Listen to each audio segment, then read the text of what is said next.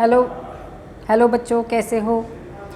आज इस वीडियो में हम स्टार्ट करेंगे जो सेकेंड चैप्टर है आपकी एनसीईआरटी का, that is sexual reproduction in flowering plants. Flowering plants, they are also called as angiosperms. So इस वीडियो में हम देखेंगे कि इनके रिप्रोडक्शन के लिए क्या क्या इवेंट्स होते हैं और इनकी तैयारी कैसे होती है, और ये इवेंट हो जाने के बाद में फिर इसमें ओवरी में ओव्यूल्स एम्ब्रियो में कैसे कन्वर्ट होते हैं, फ्रूट कैसे बनता है, ये सारा कुछ हम इसमें sexual reproduction in flowering plants इस चैप्टर में हम कवर करेंगे।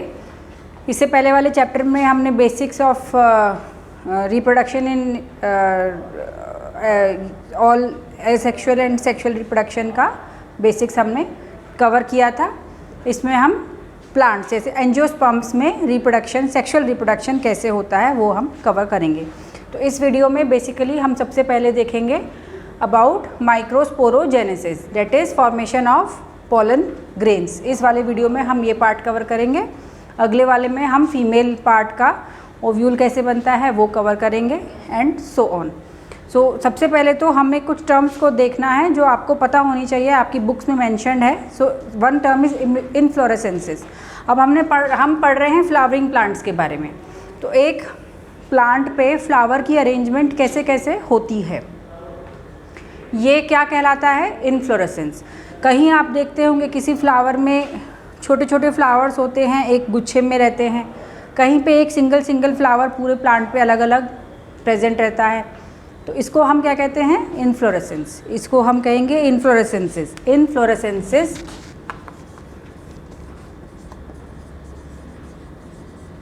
इन्फ्लोरेसेंसेस इसको क्या कहते हैं, इन्फ्लोरेसेंसेस, SCENCES।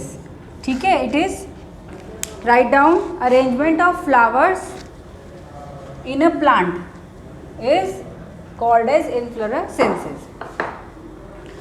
तो अभी एंजियोस्पर्म्स, जो फ्लावरिंग प्लांट्स को हम कहते हैं एंजियोस्पर्म्स।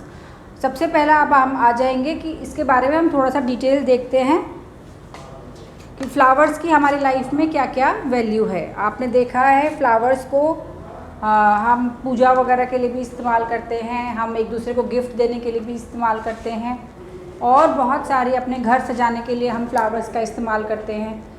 तो फ्लावर्स जो है वो हमारी लाइफ में बहुत वैल्यू रखते हैं। एक बार सोच के देखिए, अगर फ्लावर ही ना होते तो आप बहुत सारे काम कर ही नहीं पाते, है ना। तो हर ओकेजन पे, चाहे वो खुशी का ओकेजन हो या चाहे वो गम का ओकेजन हो, फ्लावर का इस्तेमाल एटलीस्ट ह्यूमन लाइफ में होता ही होता है। तो और फ्लावर्स को कल्टीवेशन को, study of growing and marketing flowers and foliage plants is called as floriculture। ये आप लिख सकते हैं अपनी किताब में, what is floriculture। आपको ये MCQ के रूप में आ सकता है, तो इसे आपको मिस नहीं करना है। what is floriculture? it is study of growing and marketing flowers and foliage plants। foliage plants वो होते हैं जिनमें फ्लावर्स, जो सुंदर फ्लावर्स हम इस्तेमाल करते हैं। तो ये है फ्लोरिकल्चर। अब नेक्स्ट आएंगे हम what are in a sexual reproduction. हमने पढ़ा था पिछले चैप्टर में, there are 3 stages: pre fertilization, then fertilization, or it is fertilization is also called as syngamy, and post fertilization event। तो सीधी सी बात है, प्री फर्टिलाइजेशन इवेंट में इन फॉर सेक्सुअल रिप्रोडक्शन हमें पता है क्या बनता है, there is a formation of gametes, male and female gametes. ये कैसे बनता है, बाय रिडक्शन डिवीजन, मियोसिस से male gamete and female gamete बनते हैं। देन ये दोनों का आपस में मिलना, फर्टिलाइजेशन, इसको हम सिनगेमी कहते हैं। सिनगेमी से ये जो हमारे क्रोमोसोम नंबर हाफ हुए थे by the process of meiosis, it is restored to again diploidy and then वो जो जाइगोट बनता है फिर वो जाइगोट आगे फर्दर डिवीजन होके division and differentiation cell differentiation होके नेक्स्ट इंडिविजुअल तैयार हो जाता है। तो दीज आर द बेसिक्स जो हमने फर्स्ट चैप्टर में पढ़े हैं। अभी हम फ्लावरिंग प्लांट में पहले प्री फर्टिलाइजेशन इवेंट देखेंगे, वो भी हम मेल गैमेट का देखेंगे। तो pre fertilization event and structure and events. सबसे पहले याद कर लेते हैं कि एक फ्लावर क्या होता है। नीचे होता है थैलेमस, थैलेमस के बाहर होता है क्या, सबसे बाहर ग्रीन कलर के क्या होते हैं, सेपल्स। उसके अंदर क्या होते हैं, पेटल्स।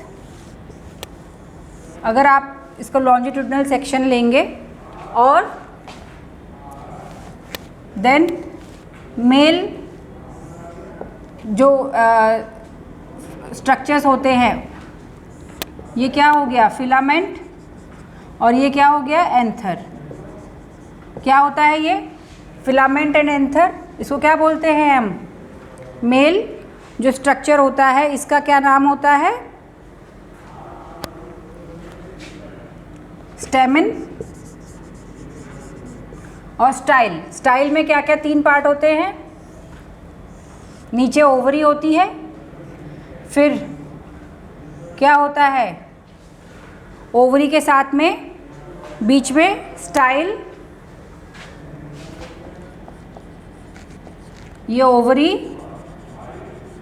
और यहाँ ऊपर क्या होता है जिसमें पोलन चिपकते हैं, हमने अभी तक पढ़ रखा है, छोटी छोटी क्लासों से पढ़ते आ रहे हैं, स्टिग्मा। और इस सब को हम क्या कहते हैं,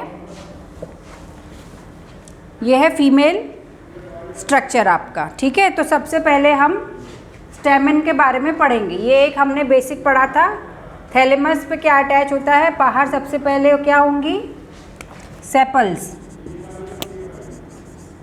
these are petals, you know this. Then आपके स्टेमन जिसमें फिलामेंट और एंथर, और कार्पेल जिसमें जो फीमेल ऑर्गन होता है, नीचे ओवरी, स्टाइल एंड स्टिग्मा। ठीक, तो ये आपका एक क्विक रिवीजन था। अब हम केवल जो हम स्टडी करेंगे, this will be only about how the male gametes are formed in the male reproductive organ in a flower. Male reproductive organ क्या है, अब आ जाओ, इसका नीचे है फिलामेंट और ऊपर है anther. This is anther, this is filament. ये जो फिलामेंट की लेंथ है अलग अलग फ्लावर्स में अलग अलग हो सकती है। एंथर कैसा, अब आ जाओ, एंथर कैसा होता है, and this is स्टेमन, one स्टेमन, स्टेमन is made up of filament and anther above. Anther वो साइट है जहाँ पे पॉलन ग्रेन्स फॉर्म होते हैं। तो अब हम इसमें एंथर के बारे में पढ़ते हैं। एंथर कैसा होता है, it is a bilobed structure. Anther is a bilobed structure. ये नीचे इसका फिलामेंट हो गया। ठीक है, अब ये जो बाइलोब स्ट्रक्चर है, अगर हम इसको ट्रांसफर सेक्शन में काटेंगे तो हमें कैसा दिखता है, ये दो, एक ये लोब, एक ये लोब, और ये लोब में भी अब कैसा हो गया, this is one lobe, this is another lobe, और ये लोब भी कैसा है, फर्दर कट सेक्शन पे अगर आप देखेंगे तो ये भी, इसमें भी 2 जगह आपके सेल्स अरेंज होते हैं। ठीक है, बाइलोब्ड है, 2 लोब्स हैं, और वो लोब भी आप अपने आप अंदर में डबल लोब उसमें हुए रहते हैं। It is called as dithecous, dithecous, dithecous. So this is the transverse section of an anther. यहाँ पे इसमें ये आगे फ्रंट उसमें जुड़ा होता है, जिसमें से इसको प्लांट से न्यूट्रिएंट सारा आता है। नाउ व्हाट नेक्स्ट, ये तो हमने छोटा सा इसका देखा था। अब जो हम इसको कट सेक्शन अगर हम देख रहे हैं, ये जो हमने देखा कि ये जो आपका एंथर बायलोब्ड एंड डायथिकस है। ओके, अब इसकी हम लेयर्स पढ़ेंगे कि अंदर से बाहर तक किस किस लेयर से बड़ा होता है। यहाँ पे इसके अंदर यहाँ पॉलन ग्रेन्स बनते हैं। क्या बनते हैं? पॉलन ग्रेन्स, और they are also called as microspores. Microspores यहाँ बनेंगे, और यहाँ बनने के बाद में फिर जब डिहाइड्रेशन होता है तो यहाँ से ये सेल वॉल डिस्टेंस होता है और ये आपको पोलन ग्रेन्स को बाहर जाने का रास्ता मिलता है। सो स्ट्रक्चर ऑफ माइक्रोस्पोरेंजियम, ये एक माइक्रोस्पोरेंजियम है। तो एक एंथर के अंदर 4 माइक्रोस्पोरेंजियम होते हैं, 4 microsporangium. This is an MCQ question, आप इसको नोट कर सकते हैं अपनी बुक में। कितने होते हैं? 4 माइक्रोस्पोरेंजियम होते हैं। और ये कैसा है? बाइलोब्ड है, एक लोब के अंदर 2 माइक्रोस्पोरेंजियम, इट इज़ कॉल्ड डायथेकस। अब हम इस स्ट्रक्चर ऑफ माइक्रोस्पोरेंजियम को डिटेल में पढ़ेंगे कि ये हिस्सा एक्चुअल में आपका किस तरीके से बना होता है। तो सबसे बाहर जो होती है, सबसे बाहर की लेयर क्या होती है? जो आउटर मोस्ट लेयर होती है, इट इज एपिडर्मिस। उसके बाद एंडोथिकम, फिर बीच में मिडल लेयर आती है। मिडल लेयर 2 to 3 सेल की होती हैं। Then is tapetum. इसके बाद क्या बन जाता है? टेपेटम बनता है। कैसे? ये जो लेयर है, ये इसका क्या काम है टेपेटम का? यहाँ पे टेपेटम पे आपके कभी कभी बाय न्यूक्लिएट सेल्स भी हो सकते हैं। इसका एक्चुअल काम क्या है? इसका एक्चुअल काम है जब ये पॉलन ग्रेन्स अंदर बनेंगे, जब माइक्रोस्पोरोजेनेसिस होगी, this tapetal layer it will give nutrition to the developing microspores. Okay, फिर इसके अंदर क्या आ जाएंगे? आपके टेपेटम के अंदर आ जाएंगे microspore mother sales. These are microspore mother cells. Why are they called microspore mother cells? MMC. क्यों कहेंगे इनको? Because here इस लेवल पे, this is, अभी हम इसे लेबल कर देते हैं एपिडर्मिस। बाहर वाली लेयर को कहेंगे एपिडर्मिस। देन एंडोथेलिन, उसके बाद मिडिल लेयर,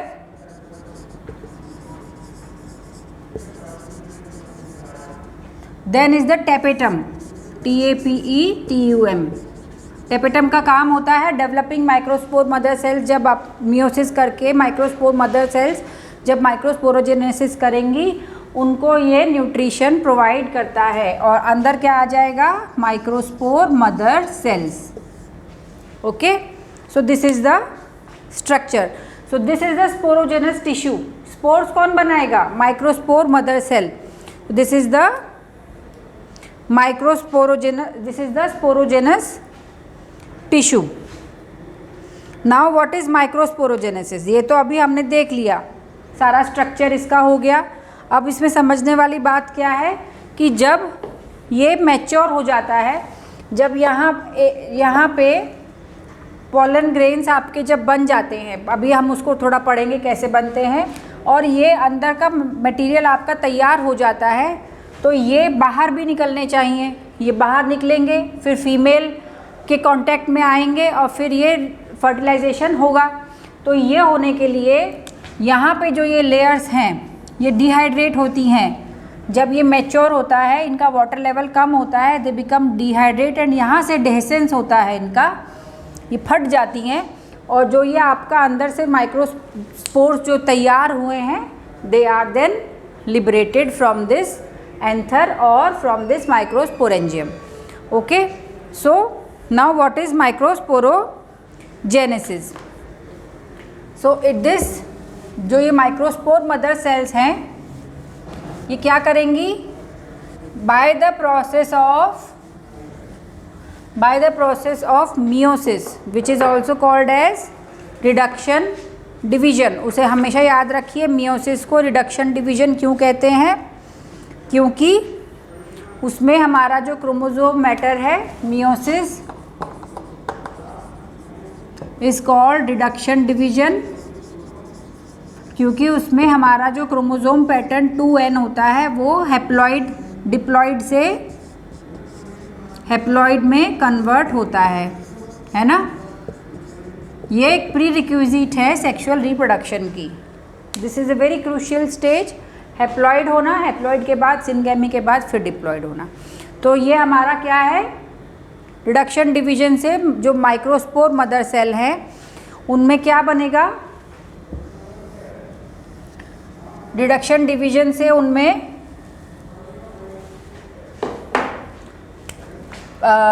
पॉलन का, माइक्रोस्पोर्स का टेट्राड बन जाता है. ठीक, शुरू में वो टेट्राड के फॉर्म में रहते हैं, पर जब बाद में डिहाइड्रेशन होता है और जब लिबरेशन होना होता है तो they get all separated. So each microspore becomes separated from one another. पहले ये टेट्राड के रूप में अंदर प्रेजेंट होते हैं. किस रूप में प्रेजेंट होते हैं? Tetrad. This is also a MCQ question. आप इसको याद रखें कि माइक्रोस्पोर मदर सेल जब माइक्रोस्पोर्स बनाती हैं तो they remain present in the form of tetrad. तो ये टेट्राड भी अलग अलग स्पीशीज़ में अलग अलग शेप में हो सकते हैं, बट ये 4 सेल्स आपस में जुड़े रहते हैं और बाद में जब पॉलन ग्रेन्स लिबरेट होते हैं तो they get separated from each other. So this whole process is called as microsporogenesis. Formation of microspores from microspore mother cell is called microsporogenesis.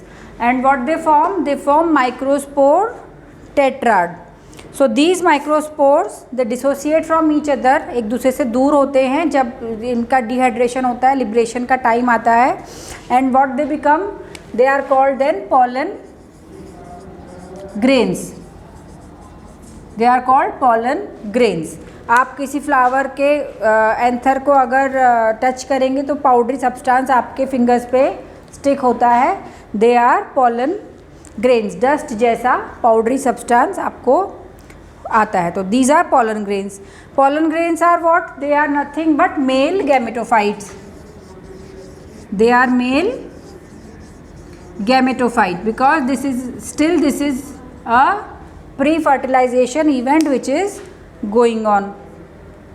अब अगर आप इसको देखेंगे अंडर इलेक्ट्रॉन माइक्रोस्कोप तो आपको पता चलेगा पॉलन ग्रेन कैसे होते हैं. They are usually spherical in shape. उनमें जो स्ट्रक्चर है, एक आउटर लेयर होती है, एक इनर लेयर होती है. Pollen grains they are usually spherical in shape and उसमें कितनी? एक आउटर लेयर होगी, एक इनर लेयर होती है और अंदर एक आपका न्यूक्लियाई होता है. तो this is a pollen grain. इसको बाहर वाली को क्या कहते हैं? लेयर को एक्साइन. It is exine. अंदर वाली लेयर को कहते हैं इंटाइन. तो this exine is very important. This is made up of what? This is made up of sporopollenin.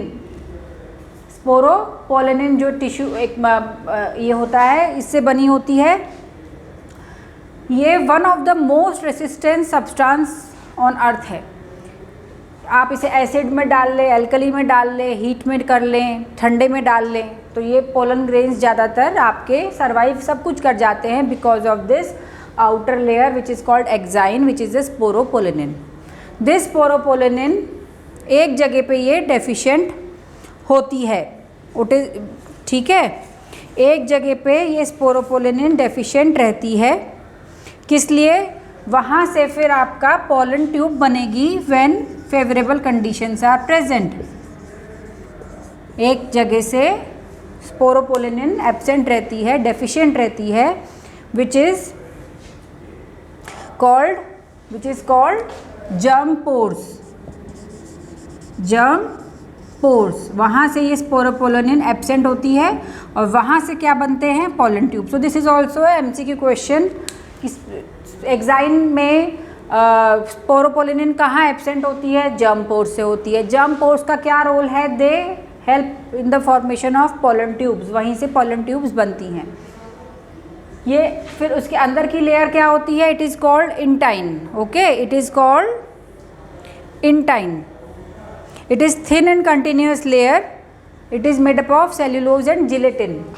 Intine कैसी है, हमने देखा एक्साइन तो कहीं पे जर्म पोर्स पे डेफिशिएंट होती है, it is not continuous but it is very much resistant to environmental conditions, जिसकी वजह से pollen grains they can survive for very much long time in different species. So intine क्या किससे बनी होती है, cellulose and gelatin, and it is continuous layer. Cellulose से बनी होती है and pectin, cellulose, pectin, gelatin, इन सब से बनी होती है और ये कंटिन्यूस होती है। ठीक है, आपको बिकॉज ऑफ दिस एक्साइन जो हमने पढ़ा था, आपको फॉसिल्स में भी पोलन ग्रेन्स मिलते हैं because they are resistant to much of the environmental effects. So fossils में जो मिलते हैं वो किस वजह से मिलते हैं, because of the nature of its exine. अब इंटाइन जो होती है वो लाइबल होती है और इसके अंदर हमने अभी देखा था क्या है, एक सिंगल न्यूक्लियाई है। पोलन ग्रेन के अंदर एक सिंगल न्यूक्लियाई है। धीरे धीरे जब वो लिबरेशन के पास होता है तो ये जो न्यूक्लियाई है it is divided into two, दो न्यूक्लियस में ये बदल जाता है, टू सेल्ड न्यूक्लियाई। एक छोटा आता है नीचे की तरफ पहुंच जाएगा, जब ये आपका न्यूक्लियस डेवलप हो रहा है तो एक आपका यहाँ आ जाएगा और एक आपका बड़ा फ्लोट करने लगेगा, ये इसी में एक तरफ को पुश हो जाता है। सो दिस इज़ अ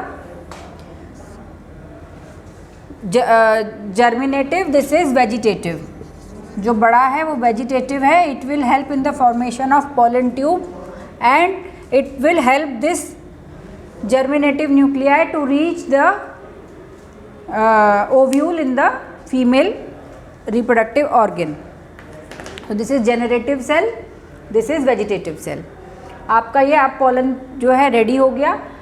अब 60% केसेस में, 60% ऑफ एंजियोस्पर्म्स में जो पोलन ग्रेन्स हैं they are shed at this stage, two nuclei stage, two celled और टू न्यूक्लियाई स्टेज पे ये लिबरेट होते हैं। बाकी 40% में ये जेनरेटिव सेल जो है ये दो में ये भी डिवाइड हो जाता है, तो बाकी 40% में क्या होता है, 3 न्यूक्लियाई स्टेज पे लिबरेट होते हैं, बट मोस्टली 60% में 2 न्यूक्लियाई में। जब पोलन ट्यूब इनकी बननी शुरू होती है तब इसमें बाकी जो ये 60% है तब इसमें डिवीज़न होता है। ओके, वो हमारा कवर होगा फर्टिलाइजेशन स्टेज में। ये अभी हम प्री फर्टिलाइजेशन स्टेज देख रहे हैं। सो दिस इज़ द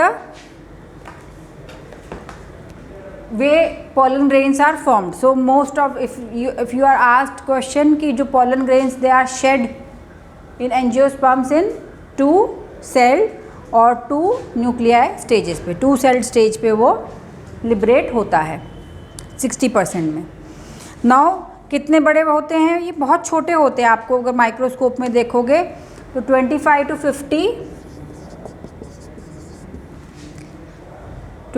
50 माइक्रोमीटर्स इनका डायमीटर होता है। माइक्रोमीटर्स मतलब 10⁻⁻⁻⁶, ठीक है, इनका डायमीटर होता है। डिफरेंट शेप्स के होते हैं बट यूजुअली स्फेरिकल होते हैं। नाउ पोलन एलर्जी, इन पोलन से बहुत लोगों में एलर्जी होती है, ह्यूमंस में भी बहुत एलर्जी रिपोर्टेड है। एक MCQ क्वेश्चन है आपके लिए, आपको हमेशा याद रखना है पार्थेनियम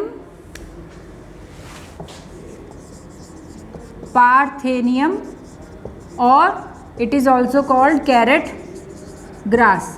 इंडिया में कैसे आया था ये? कंटेमिनेटेड सीड्स इसके आ गए थे along with the wheat from United states, जब इंपोर्ट किया गया था तो ये कैरेट ग्रास के आए थे। ये एक तरीके से जंगली घास होती है और इसके पॉलन से बहुत लोगों को एलर्जी होती है एंड वेरियस एलर्जिक डिसऑर्डर्स, किसी को राइनाइटिस होता है, किसी को अस्थमा होता है। सो ये आपको एक MCQ क्वेश्चन है, इम्पॉर्टेंट है। बाकी pollen grains they are called very much rich in nutrients. तो अब आजकल मार्केट में पॉलन के टैबलेट्स या पॉलन के सिरप या ड्रॉप्स इस तरीके से भी आने लगे हैं एंड इट इज़ सेड कि जो प्लेयर्स होते हैं वो अगर लेंगे तो उनसे उसका स्टेमिना बढ़ता है। ये बात कितनी सच है, this can not be said, but जो चल रहा है पॉलन का, आपको बी पॉलन मिलेगा, पॉलन की टैबलेट्स मिलेंगी, तो they are all, so it is eaten.